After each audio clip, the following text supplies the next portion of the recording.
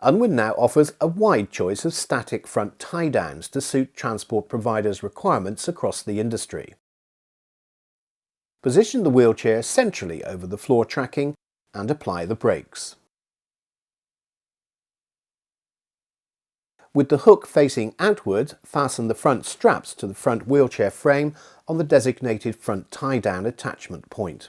Press down on the ribbed part of the aluminium track fitting, otherwise known as ATF, and push firmly towards the wheelchair until the yellow clip drops and locks into place. Install the second tie-down, ensuring that the position of this is parallel with the first, and repeat the procedure.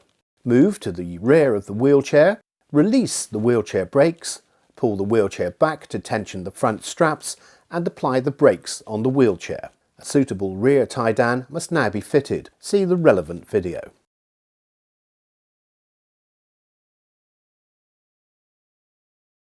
The front tie-downs must only be removed once the rear tie-down has been taken off. Release the brakes, push the wheelchair forward to loosen the front straps and reapply the brakes. Lift the yellow retaining clip fully and remove the front straps from the rail. Remove the hook from the wheelchair frame. Repeat operation with the opposite strap and store safely.